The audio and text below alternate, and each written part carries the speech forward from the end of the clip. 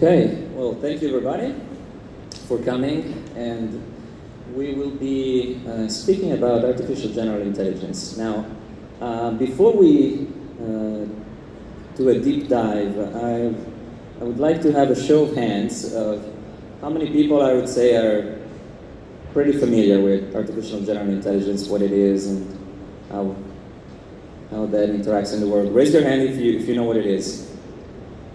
Okay, so I think we have some work to do. Anybody wants to take a shot, like a 1-minute pill at AGI, or? I don't know what it is. You don't know what it is, okay. Well, probably the easiest way to think of AGI is that Peter can do what a human being can do, logically, reasonably. Okay. So that would be probably the baseline understanding of it. All right, Paul? And if I add to that, I think the adaptation is very, very important as well. So it needs to be able to adapt to different environments, different situations. Right. So it's about adaptability, yeah. So one of the definitions that I like best, and as you said, no one knows what it is this kind of information processing entity that solves problems with the lowest expenditure of energy, so with the lowest entropy level. This allows for generalizing intelligence beyond humans or even biological entities. And that could be a substrate like silicon, for example. So computers could solve problems in a generalized way, adapting to environments, using very little energy. So perhaps, John, you can tell us a little bit about Mind.AI and how you are trying to approach the problem of general intelligence and how that is different from other approaches, neural networks, recurrent neural networks, deep learning, and other systems that we've seen. Okay, so first of all, this is my real name. This is not a joke. So what we have been doing with Mind.AI is we've developed a data structure that is sort of like a formula for intelligence. We call it a unit of reasoning. And if we organize information that we get from unstructured data, such as natural language, we organize it in this form, then basically we can make sense of anything that can be conceived by a human mind. So that's the basic analysis of the structure we're building. Right, and with Mind.AI, how far are you in this process? How far? We're deeply into R&D right now, where we hope to get a model that we can start opening to the world by the end of this year or next year. So we want to make something that's usable and intelligent, but we're not claiming that we're going to be creating a human being by a year's end. All right, thank you. So Toufi, may I just add? Sure. I think it's important to realize that everyone realizes what reasoning actually is. Right? When we say reasoning, we talk about intellect, we talk about cognitive abilities, we talk about natural thinking. But when you look at the components of reasoning, there's 3 components that are crucial. There's abductive reasoning, there's inductive reasoning, there's also deductive reasoning. And in order for anything or anyone to say that you can reason, you need to be able to do all 3, and not just one of them. And that includes inferences and all the basically thought process of how human beings think as well. And you need to be able to say that a machine can do that.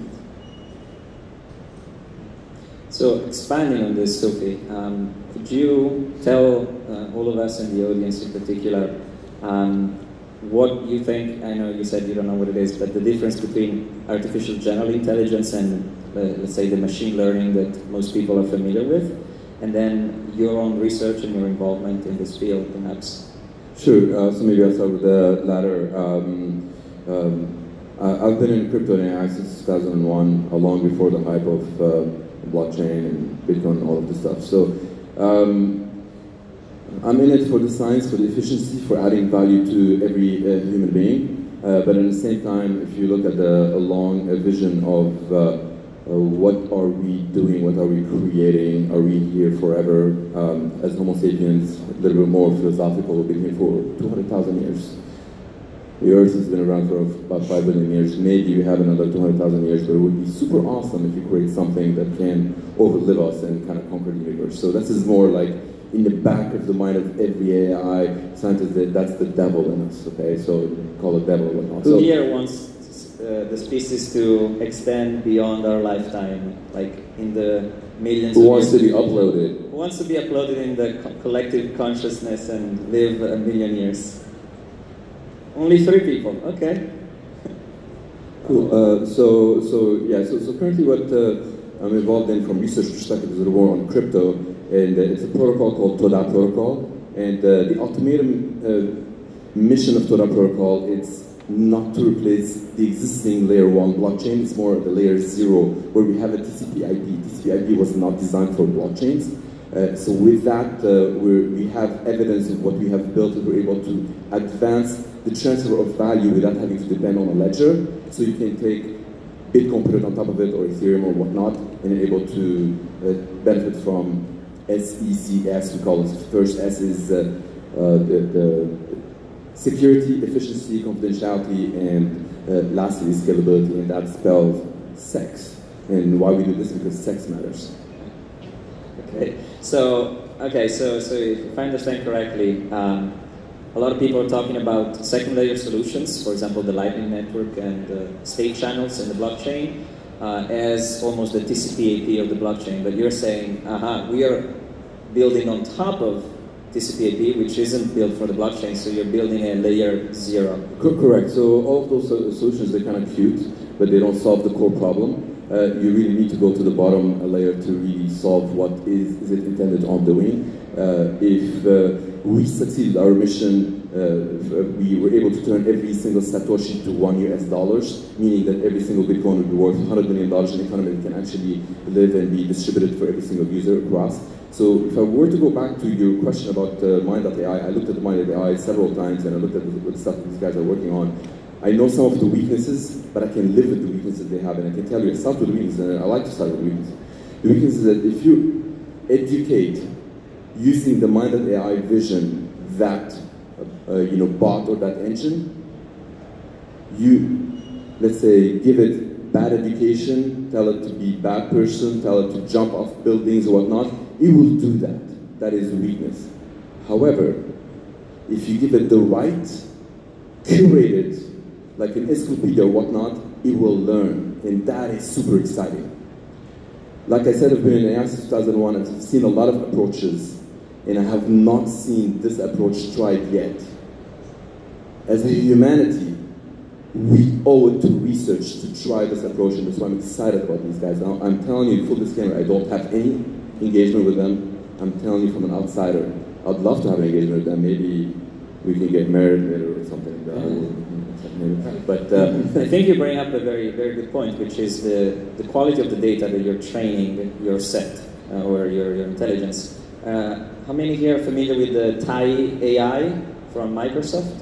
It was a. You want to tell the story? You want to tell the story, John? Yeah. So Microsoft exposed chatbot to the world, and within a day it became fascist, racist, really nasty thing. They had to take it offline almost immediately. It was on Twitter. It was a Twitter account connected with a simple AI chatbot. Yeah. And why did it become racist and so on? They didn't put it in a sandbox. It's just like whatever came in, it pushed it all the way through to the top, right? Yeah. There was no. Well, it's because 4chan, a particular community, targeted that chatbot and only artificially fed Nazi propaganda. And it looked like a 14-year-old girl who was swearing a lot, who was a Nazi supporter. But that was artificially done as a joke to prove that if you don't feed good data into a system, that the system becomes corrupt in that sense. So I need to jump in here because I've mentioned the weakness, and one thing I like about these guys, again, full disclaimer, I do not have any engagement with them. That's clear. That's okay. So we have established the weakness that they have. They're already addressing it before any release. That weakness, they're addressing it by doing it on a blockchain, one way or another. And why would they want to do it that way? Because it's curated knowledge that you're feeding a child. So if you have a child, and if that child is, goes and hang out with the wrong people is going to learn bad things. They're building a child, the child of Earth, not their child of Earth. So that child of Earth, we need to make sure that the knowledge that we're giving is curated in a way that is traceable. And that traceability, if it's on the blockchain, yes, it's super costly today, but they're also looking to address that. So, again, I'm not, like I said, so it's about accountability. Paul, perhaps you can tell us more about how you select the content and how you... Right. So think about it like this. So we've built a core engine that runs like, a car needs gasoline, it needs gas. So in order to get the ontologies and the predicates that we need to essentially educate our core engine, we're going to be crowdsourcing that throughout the world. And we're going to be incentivizing these people through tokens so that they can participate and become our community.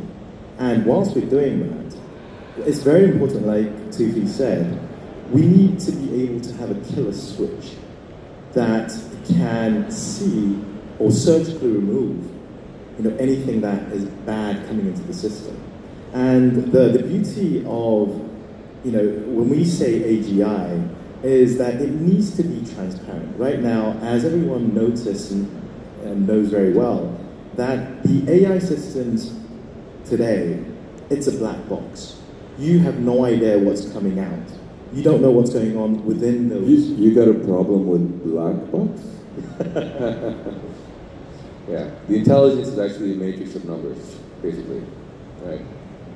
So, I think that's a good mechanism for incentivization, but who decides what's bad content or bad acting in the system? Go ahead. So I'm not sure if that is figured out, but the angle, there are a lot of algorithms like a human-based genetic algorithm where it kind of curates itself by using the human as innovator, the human as a validator, whereas the actual machine is the processor. There's certain evolutionary aspects of that. There's the categorical aspects, and then there's if you were to go towards a meritocratic human-based genetic algorithm, you're able to get a lot of things to curate over time. But what these guys have created is a vehicle that can enable the Homo sapien today, could be 10,000, then could be 100,000, to start educating that child. And through that education, there are going to be a lot of bad actors trying to educate the bad things. Through the transparency, the majority would win. So what they have created, if the majority of those 100,000 people are going to be evil, we're going to end up with an evil machine. If the majority are going to be good, we're going to end up with a good machine. So if you are a believer or skeptics like, the majority of Homo sapiens are evil, well, guess what? We're going to end up with a bad thing. So I'm a believer that the majority of people are good. So maybe I'm naive. I hope most of the people here are believers in that. I think that's the case. I really do. Just that the bad guys just are louder. I think that's why it looks that way sometimes. And perhaps there is no so much repercussion for bad acting today. That's why a lot of people do it, because they don't pay the consequences most of the time. Yes, quite so. And on the blockchain, they could pay the consequences. Crypto economics can play a phenomenal role, and that's one thing that utility token that they're envisioning, it has a true utility from the perspective, like, if you're adding value to something of that brain, educating it something about like surgical pattern or some mathematical function or whatnot, you're adding a true value, and by adding that value, you're giving it certain knowledge that can be translated into intelligence. That, from that perspective, you can be compensated positively if you're adding a good thing. If you're not adding a good thing, you don't have the incentive to do that. So crypto economics can play a phenomenal role. It's been proven for 9 years and 3 months and 6 days with Bitcoin. So it's great to see that being moved towards AI as well. So yeah, one thing I want to say, one part of our system is that all the information, all the logical processes, all the reasoning is completely transparent. Follow it step by step, right? So if something actually did happen, something bad happened to our AI, someone slipped in some bad information, we can trace and we can look exactly, oh, this is completely incorrect. Surgically remove that. That's the advantage. So that is one of the issues that I still have with that. I don't think they have figured it out. Because when they say we can remove it, I have a big problem with we. Because who are we? What if we are the bad people? And we've seen that. We've seen, when it's centralized thing that they're, censoring certain things. What if that censoring is actually a good thing? So from that perspective, it's like we have to trust we have to trust them. And I think through decentralized governance, which is one of the things that I asked earlier, it can be addressed. I don't think they have solved that thing yet. Not necessarily they have to solve it like right away, but it's one of the things that I highly recommend figuring out a way so that the we is not something that we have to trust. Well, yeah, that comes down to who watches the watchman, right? Yeah, I mean, it's one of the oldest questions in the book. Is this kind of system in your mind rolling out first in a specific region or globally from the start? No, we're going to basically curate, and it will be invitation only by application. Okay, so you're selecting out, doing a soapbox, and then release first. Yeah. Okay, I guess that makes sense. One of the big issues is, in the end, essentially you're creating a mechanism for different viewpoints to interact and have a reward. Exactly. We're creating an ecosystem where the core engine itself is going to sit in the middle, but the ecosystem of developers as well as ontologists, the community of developers as well as businesses that want to use the core engine, they will be in the ecosystem where they can contribute to the ontology so that the core engine itself gets smarter.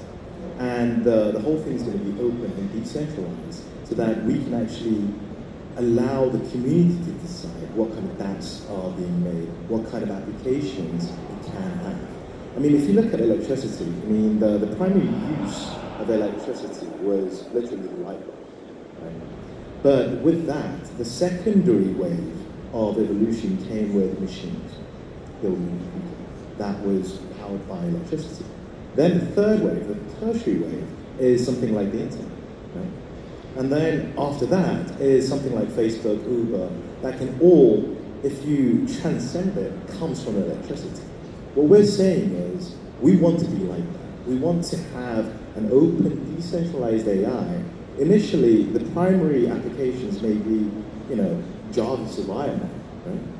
But we don't know, and we still need to know, and the community needs to figure out what the secondary role of AI is, what the tertiary role is, because it's only going to evolve.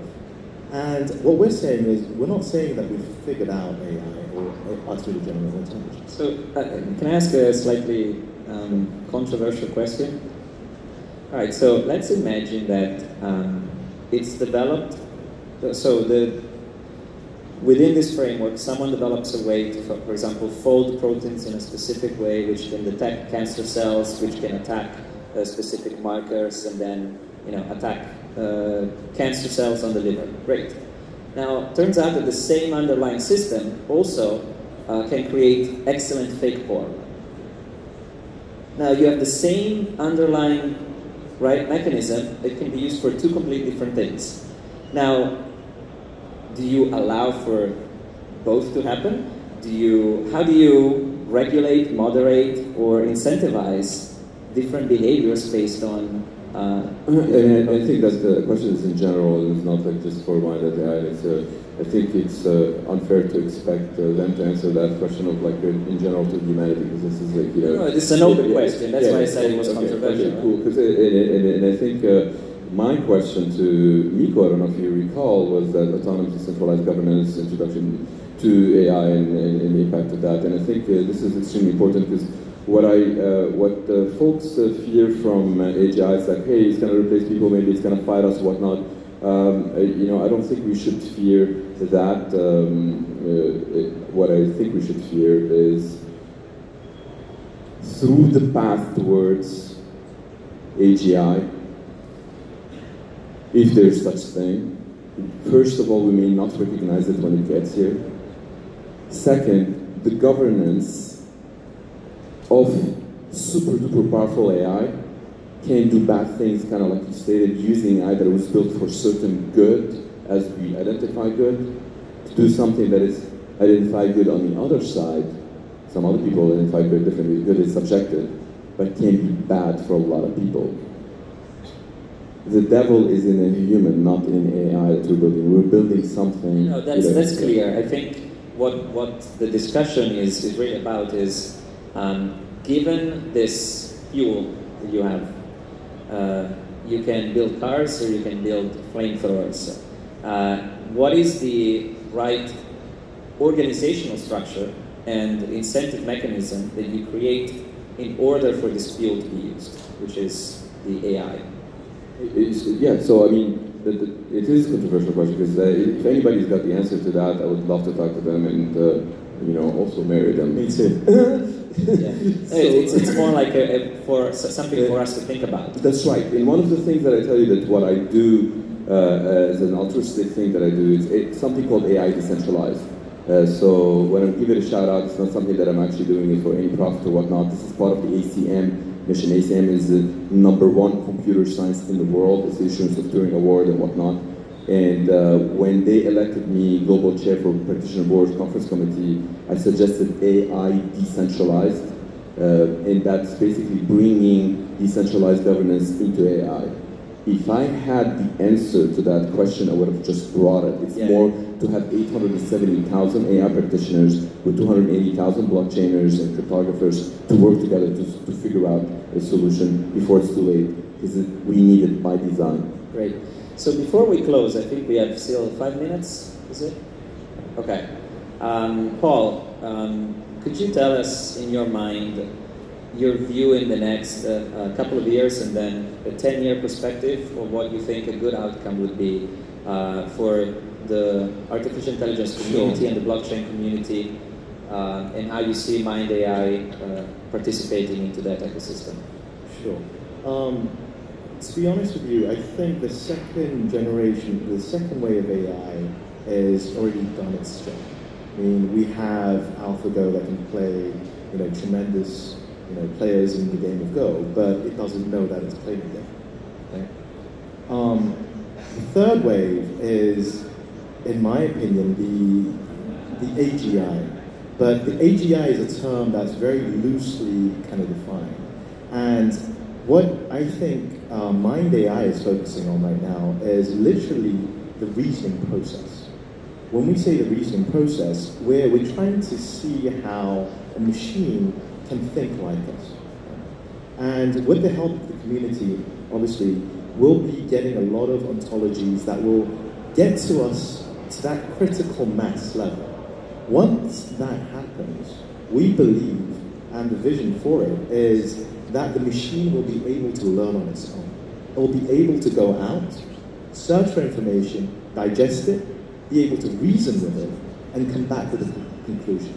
Going further on, in the next 5 years or 10 years, we believe that meta-theoretics can happen as well.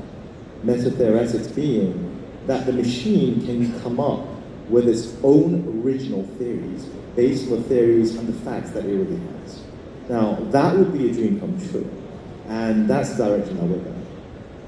And to add to that, if they're wrong, one of the experiments that done on this planet that is wrong eliminated some possibilities. But if they are right, and you've heard about them, and you ignored it, you would probably spend the rest of your life thinking of what have you missed on. Okay. John, do you want to have some closing remarks as well? Yeah, I mean, meta-theoretics is something that's been brewing in our minds for a long time. It is quite a dream. And some people call it the test of the artificial scientist. So basically, we're doing a moonshot. We're not trying to develop relativity. We're trying to develop a machine that will develop relativity, and that's the goal. If I remember correctly, it was Hans Moravec, but that true AGI, like a machine that can solve problems in general ways, the last invention humans will ever have to make. Because as soon as you do that, and they're just as smart as you, and they can improve faster than you do, and so they can solve any issue, any problem. So maybe we'll get there, maybe we won't. But I mean, we're already there at so many different aspects, and you heard Miko. I mean, 38 years ago, calculators were called AI, and they're going to eliminate jobs and whatnot. And then 30 or 25 years ago, Excel spreadsheet was called AI, and it's going to eliminate accountants' jobs. I wish it did, but and then soon enough. you know, and then Google was called AI, and now because if we have an explanation for it, that doesn't necessarily mean it's not AI. Okay, it's still AI. When you have an explanation, it's like people expect AI. It's like, oh, it's like some sort of magician. But when you know how the magic works, oh, it's not fun. It's not supposed to be magic. It's supposed to be AI. Okay, we have 1 minute. Let's maybe take a question from the audience. Anybody has a burning question? Yes, please. Okay. Can you come over? Let me deploy this.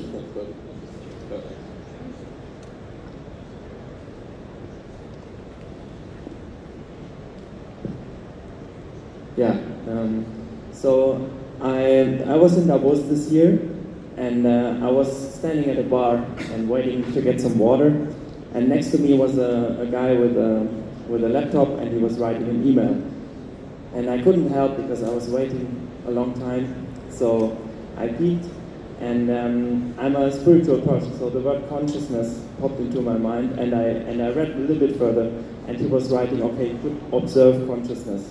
And later, someone told me this guy was the programmer of Sophia.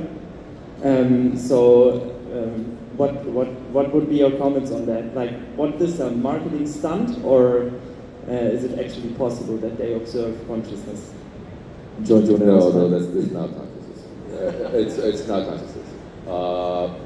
Basically, there have been claims like, oh, the machine is self-aware, when it actually says, oh, that's the color I am. And that's what they call self-aware. So consciousness is be like, oh yes, I use this word. That's probably the consciousness that they're talking about. Yeah, I mean, we have maybe 20 more seconds to solve the problem of hard consciousness. But, I mean, it is a subjective way of viewing things. We wanted to build airplanes like birds. We ended up building them differently. And again, with AGI and all those, they don't have to resemble us. They don't have to think like us. They don't have to do things like we really do. Yes, completely correct. Yes. Yeah, it was Turing who said, asking if machines are conscious is a bit like asking if submarines can swim. Kind of, maybe. I mean, it's a different thing. They do the same. And then we're going to have to close. But before talking about consciousness, I always ask, what do you mean by it? And then no one agrees, so there's no conversation. Right there, yeah. There's no discussion. Just one last thing on the closing. When he said he peeked into somebody's laptop, I thought he saw somebody watching porno. All right. Sorry, I was hoping not to close with that. Let's just close with consciousness. Peace, love, and happiness. All right. Thank you, everybody. Let's thank our panel and the speakers. Thank you very much. Thank you. I'm from Hyperloop Transportation Technologies, by the way. It wasn't up there, but...